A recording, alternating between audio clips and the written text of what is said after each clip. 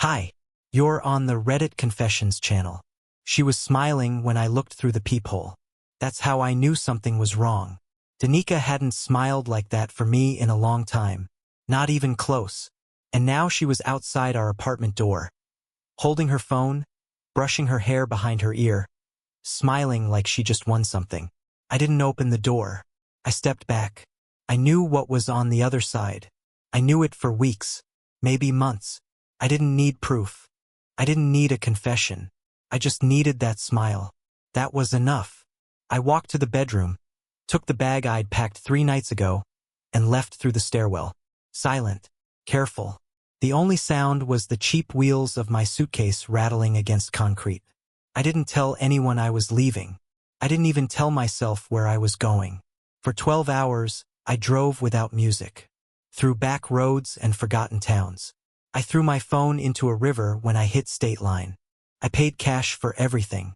I became invisible, the kind of man no one asks questions about. You know the strange part?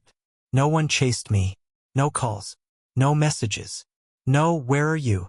She didn't even report me missing. I checked later anonymously just to see. Nothing.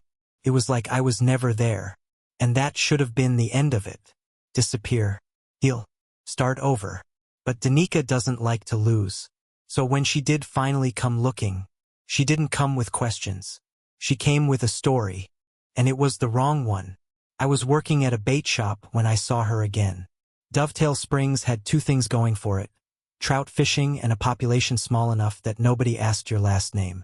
I swept the same dusty floor every morning, stocked the same dented cans of beef stew, and slept above the shop on a creaky twin mattress that made my back scream by sunrise. It wasn't much, but it was invisible. And for 6 months, that was all I wanted. Until that rusted red SUV rolled into the gravel lot. I didn't recognize it at first, but I recognized the way she slammed the door shut. The rhythm of it. The way she held tension in her shoulders. You don't unlearn someone's body language, no matter how far you run. Danica hadn't changed her posture, just her hairstyle. Shorter, sharper, like she'd cut away the version of herself that had known me. I ducked behind a shelf of lures like a coward. I felt stupid doing it, juvenile, but something inside me buckled. I had vanished without a word, no text, no goodbye, not even a fight. I didn't want a dramatic exit. I wanted to evaporate, and I thought I had, until that moment. She stepped inside, didn't look around, just said, "I know you're here." I didn't answer. She waited 5 seconds, then added, "Franklin, please." That name hadn't touched the air in months. Not in this town. Not in this life. It was like a ghost calling me out of hiding. And I hated how fast my legs obeyed. I stepped out from behind the aisle, bracing for a slap, or a scream, or anything that made sense. But she didn't yell. She just looked at me like I was the villain in a story she hadn't finished writing. "You left me," she said, voice steady. "But you didn't take the whole truth with you." I blinked. "What truth?" Her expression changed. Not softer, just stranger. "You thought Tyler was the worst part. But he was nothing." My stomach flipped. "You're still seeing him?" She laughed. Not bitter, not cruel. Just tired. "Tyler's dead, Franklin. He died 3 weeks after you left. Car crash. I thought you knew." I felt my knees lock. Everything in my chest clenched. I had spent half a year hating a man who no longer existed, imagining them laughing together, planning weekends, continuing life without me. But she'd buried him. Alone. And then she whispered something that twisted my world even further. "There's more. And I need to tell you before it kills someone else." She didn't say who. She didn't have to. I should have asked her to leave. I should have told her that Tyler being dead didn't rewrite what she'd done. But I didn't. I stood there like a fool while she sat on a bag of birdseed and stared at me like she still had a right to. The silence between us wasn't angry. It was surgical, cutting through the months I spent convincing myself she didn't matter. And then she said it plain as rain. "It wasn't just an affair. You were never supposed to know because it wasn't about you." I swallowed, slowly. "So what was it about?" She blinked hard. then reached into her coat and pulled out a folded envelope, edges torn like she'd opened and resealed it a dozen times. She handed it to me with trembling fingers. Inside was a single photo, one I'd never seen. It was me, asleep in our old bed, time-stamped at 3:12 a.m. The angle was wrong, too low, taken from the floor near the closet. My blood ran cold. I looked up at her. She nodded.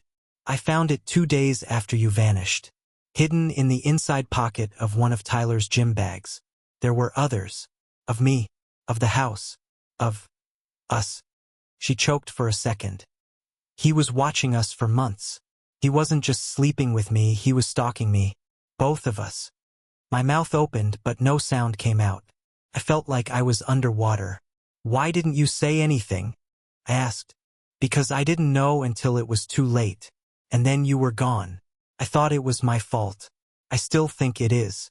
She went on to explain that after I disappeared, she tried to find me. Not because of guilt, but because she believed someone else was still watching. A week after Tyler's funeral, someone left a note in her mailbox. No name, just 5 words. He's not gone. He's hiding. And beneath it, another photo. This time of me again. Sitting alone on a bench in Dovetail Springs, wearing the same hoodie I had on now. My hands went cold. Who else knows I'm here? I asked. Danica looked me dead in the eyes. That's what I came to find out. That night I couldn't sleep. Not because of Danica's visit or the photograph or the sick twist of learning Tyler hadn't just been a cheater but a predator. It was something else. A feeling. Like when your body knows you're being watched before your brain catches up. Every time the wind scraped the window frame, I jolted. Every time a car passed the bait shop, I held my breath. I told myself it was just the paranoia talking, just trauma rearing its head. But by 3 a.m., I wasn't so sure. I went downstairs and checked the front door. Locked. I checked the back storage room. Still latched. But when I opened the tiny utility closet near the stairs, I froze. The light was on. I never turned that light on. It's a pull-chain bulb, the kind you have to yank twice to make it work, and the only reason I ever go in there is to shut off the water valve during storms. I hadn't opened it in weeks, and now the bulb buzzed gently overhead, revealing nothing but a mop bucket, a cracked broom, and the strange, suffocating sense that I'd missed something obvious. I slammed it shut and went back upstairs, half expecting to find Danica waiting outside. But the street was empty, and yet the panic didn't fade. If anything, it grew. At noon the next day, I found Danica sitting on the hood of her rental car, arms crossed, eyes puffy from lack of sleep. She didn't say hello. She just held up her phone and asked, "Did you get one too?" I took the screen from her. It was another message. No number, no name, just a photo. This time of the two of us, taken the night before, standing outside the bait shop. The angle was tilted like from a rooftop or upper window, and the caption underneath read, "You left the door open." I staggered back. "That's not possible." She nodded slowly. I checked the doors 3 times. My hands were shaking now. "This is someone playing with us." She looked at me and said something I wasn't ready for. "Then let's stop playing." She pulled out a small voice recorder and a battered notepad. "We need to figure out when it started. Everything. Timeline, names, places. If he's still out there. He's escalating." I wanted to laugh, to tell her how absurd it all sounded. But I couldn't, because deep down, I knew this wasn't about jealousy or closure anymore. This was about survival. We sat in silence on the floor of the bait shop's back room. A spiral notebook open between us, our names scribbled side by side like suspects in our own lives. I had spent months blaming Danica, cursing her for her betrayal, only to find myself locked in a memory hunt with her, chasing shadows neither of us fully understood.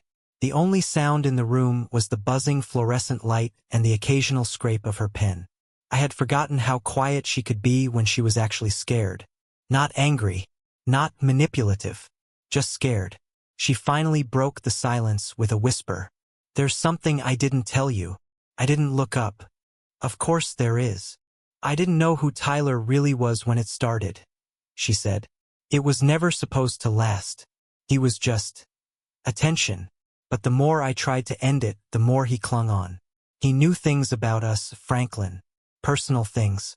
Things I didn't even know you'd shared with anyone. I closed the notebook and set it aside. Like what? Her voice shook. Like your father's stroke. Your first panic attack. The brand of cough drops you keep hidden in your glove box. I blinked hard. I never told you those things. She nodded. I know. A chill ran through my bones. She wasn't lying. And that terrified me more than if she had. She pulled out an envelope from her coat pocket and slid it toward me. This came to the apartment 2 weeks ago. No return address. Inside were 7 black and white printed screenshots. Messages. All from accounts I didn't recognize. All conversations between Tyler and someone else. Someone asking for updates. Tracking movement. Asking when Danica would be convinced to leave me. Asking if I suspected anything yet. And the most recent message, dated 2 days after my disappearance, said, "He's out. Phase 2 begins now." I could barely speak. What is this? What does phase 2 mean? Danica was pale. I think Tyler wasn't acting alone. The idea was absurd. But something about the neatness of it all, the way I was pushed out of my own life like a pawn, suddenly felt orchestrated. And then came the knock. 3 slow taps at the back door. Not the front. Not where customers came in. The door we never used. Danica's eyes widened. I stood up, my heartbeat loud in my ears. I crept toward the door, reached for the handle, and found it already unlocked. The door creaked open an inch before I even touched the handle. My breath hitched. Danica stood frozen behind me, and for a moment we both just stared at the thin slice of darkness where the outside met the inside. Then I opened it fully, and there he was. I hadn't seen that face in over 10 years. His hair was shorter now, with more gray, and a deep scar curved under his right eye like a sick smile. My brother, Warren. He didn't speak, just stared at me like I was the one who owed him an explanation. Danica took a sharp step back. She'd only met Warren once, years ago, at a miserable family reunion. He'd barely spoken then, too. Spent most of the time glaring at me like I'd stolen something from him. I never understood the depth of it back then. But now, standing face to face with him in a dusty fishing town in the middle of nowhere, I understood everything. He gave a weak smile, like it hurt to do. You always did pick nice hiding spots. I didn't answer. Couldn't. The static in my brain was too loud. Danica finally found her voice. You sent those messages? He tilted his head. Tyler was sloppy. You both needed a little push. That's all. My legs felt numb. You set this up? He shrugged. You had everything. The job. The wife. The normalcy. You think people like me don't notice that? You think we don't wonder why someone like you gets to live peacefully while the rest of us rot? I could feel my heart breaking, not because of his words, but because of how calm he sounded. Like this had been building for years and now he was just checking it off a list. You convinced Tyler to get close to Danica? I asked, almost choking on the words. Oh, I didn't convince him, Warren said. He was already circling. I just gave him direction, structure, made sure the pieces fell in the right order. And what about now? I asked. Why come here? He stepped forward, eyes locked on mine. Because Tyler went off script. He started caring. And then you vanished, and Danica got harder to follow. Things spiraled. So now I need to clean up the mess. Danica moved behind me instinctively, and I could feel the tremble in her breath. My own knees threatened to give out. I wanted to scream, to punch, to collapse, all at once. Then Warren reached into his jacket and pulled out something wrapped in cloth. I flinched, but it wasn't a weapon. It was a photo of me, only I wasn't alone.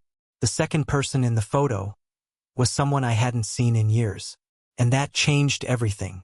I stared at the photo in Warren's hand, the dim light of the bait shop warping its edges as if even the air didn't want to touch it. It was grainy, probably printed from an old surveillance frame, but there was no mistaking the faces. Mine, mid-laugh, younger, less worn by betrayal, and beside me a girl. No, not a girl. A teenager. Brown hair in a braid. A denim jacket I'd never seen. And eyes that were unmistakably ours. Warren and me. I stepped back. Who is she? His smirk faded.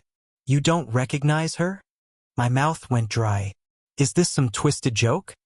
Warren let out a long breath and sat on the edge of a crate, like he was the tired one here. Her name's Cassie. She's 19 now.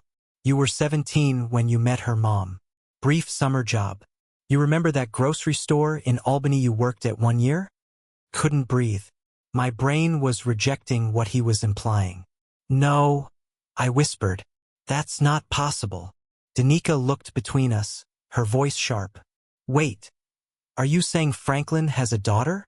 Warren gave a slow nod. Half-daughter, technically. And she's been looking for him for the last 2 years. Tyler wasn't the first to find you. Cassie was. She reached out to Tyler, thinking he could help. He didn't. He used her. Just like he used Danica. I sat down hard. My knees finally gave out. I wanted to scream, to crawl out of my skin, to rip every thread of reality apart until I found one that made sense. I never knew, I said. No one ever told me. I didn't even. She's been watching you, Warren said quietly. Not out of malice. Just confusion. She said you looked like a ghost. Said she thought maybe you had a reason for leaving. That maybe you were protecting her from something. I shook my head over and over, as if it would undo this. And why didn't you tell me? Because I didn't trust you, he said coldly. You vanish. You run.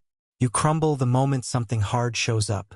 You're not the hero in this story, Franklin. And now someone else has taken an interest in her, and I don't know who. But it's not me. And it's not Tyler. Not anymore. Danica finally stepped forward. Why bring this to us now? Warren looked up. Because Cassie disappeared last week. The silence was immediate, brutal, and full of implications no one dared voice. Then he added, and whoever took her left a note. Just 5 words. He pulled it from his pocket and unfolded it slowly, laying it flat on the crate beside the photo. I didn't want to read it, but I did. Ask Franklin why she's gone. My hands clenched into fists. The ground beneath me didn't feel real anymore. And for the first time since I vanished, I realized I couldn't keep running.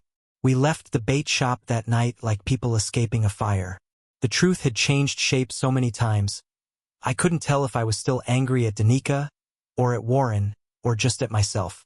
I had a daughter, a young woman I had never met, a life I had unknowingly abandoned. And now she was gone, taken by someone who wanted something from me, someone who thought I had answers I didn't even know I was missing. We checked into a cheap roadside motel, the kind where the water smells like rust and the walls are too thin to hide a breakdown. Danica paced while Warren made calls. I sat on the bed, staring at the note over and over like it would start talking. Ask Franklin why she's gone. I didn't have answers, but I had regrets. And maybe that was enough to finally stop hiding. By sunrise, Warren had tracked down an address linked to the last message Cassie sent. An abandoned library on the edge of a town called Stillwater. It was 3 hours away. We didn't hesitate. We drove like the world was on fire. Because for the first time, it was no longer about escape. It was about redemption. When we arrived, I half expected an ambush. But instead, we found her. Cassie. Alive. Scared, but alive. She'd run on her own, she said. When Tyler's death made the news, she panicked. She'd started to suspect someone else was watching her. She didn't trust anyone. Not Warren, not Danica, not even the man she believed was her father. And I couldn't blame her. But I stood there in that crumbling library, tears in my eyes, and I said what I'd wanted to say since the moment Warren showed me her face. I didn't know, I swear. But now I do. And if you'll let me, I want to try. It wasn't perfect. It wasn't healing in one moment. But Cassie didn't walk away. She listened. She nodded. And when we left, she got into the car with us. 1 week later, I returned to the city. I didn't disappear this time. Danica and I didn't get back together. But we forgave each other. We stopped defining ourselves by what broke us.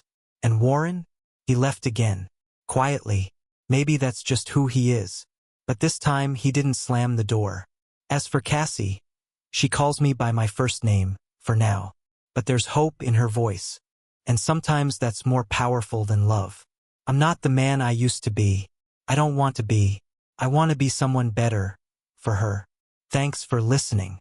And if you've ever experienced a moment in history, personal or global, that changed you forever, share it in the comments below.